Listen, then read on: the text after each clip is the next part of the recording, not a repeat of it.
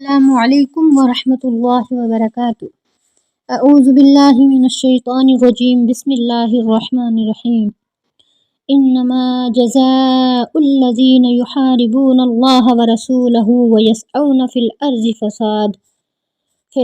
فسادا ان یقتلوا او یصلبوا او تقطع ایدیہم وارجلہم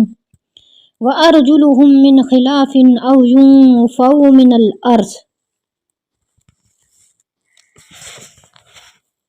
یہی سزا ہے ان کی جو لڑتے ہیں اللہ سے اور اس کے رسول سے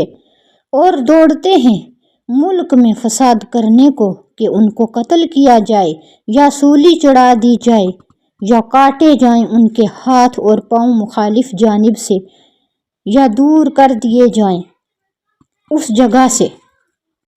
ذالک لہم خزی فی الدنیا ولہم فی الآخرۃ عذاب عظیم۔ یہ ان کی رسوائی ہے دنیا میں اور ان کے لیے آخرت میں بڑا عذاب ہے۔ الا الذین تابوا من قبل ان تقدروا علیہم فاعلموا ان اللہ غفور رحیم۔ مگر جنہوں نے توبہ کی تمہارے قابو پانے سے پہلے، تو جان لو کہ اللہ تعالیٰ بخشنے والا مہربان ہے۔ جس طرح پیچھے فرمایا تھا کہ بنی اسرائیل کے اندر بھی اللہ تعالیٰ نے حکم دیا تھا کہ جو لوگ فساد کریں، کوئی بھی گندا کام کریں، تو ان کے لیے اللہ نے فرمایا تھا کہ ان کے ہاتھ پاؤں کاٹ دو یا ان کو سولی پر چڑھا دو، اور اگر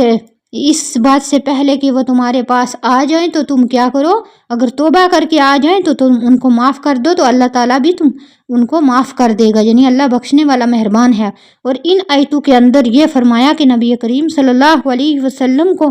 مخاطب کر کے فرمایا، جو لوگ اللہ تعالیٰ اور اس کے رسول سے لڑتے ہیں اور اس لڑنے کا مطلب یہ ہے کہ ملک میں فساد کرتے ہیں، تو ان کے لیے کہا کہ ان کو بھی اسی طرح جس طرح کہ ہم نے پیچھے حکم دیا ان کے ساتھ بھی اسی طرح ہونا چاہیے۔ مطلب اس فساد سے مراد یہ ہے کہ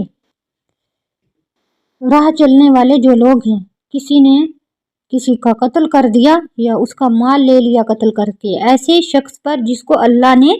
قانون شریعہ سے، جس کا اظہار رسول اللہ صلی اللہ علیہ وسلم کے ذریعے ہوا ہے، امن دیا ہو، یعنی مسلمان پر، اور ذمہ داری امن کو توڑا،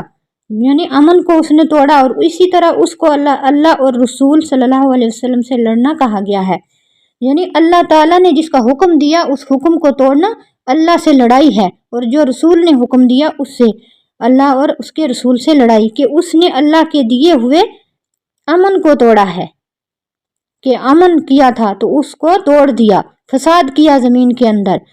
کیونکہ رسول اللہ صلی اللہ علیہ وسلم کے ذریعے سے اس کا ظہور ہوا ہے۔ نبی کریم صلی اللہ علیہ وسلم کے ذریعے سے اللہ تعالیٰ نے فرمایا کہ زمین کے اندر فساد نہیں، زمین کے اندر امن ہونا چاہیے، اسلامی حکومت قائم ہونی چاہیے، تو ان کے ذریعے سے یہ اللہ تعالیٰ نے ان کو دکھایا، اسی لیے رسول کا تعلق بھی بڑھا دیا۔ جو لوگ ایسی حرکت کرتے ہیں ان کی یہی سزا ہے، ان کے بارے میں فرمایا کہ ان کی یہی سزا ہے۔ آگے بیان کی ہے کہ ایک حالت میں تو قتل کیے جائیں، وہ یہ ہے کہ اس رہزنوں نے، یعنی جو چلنے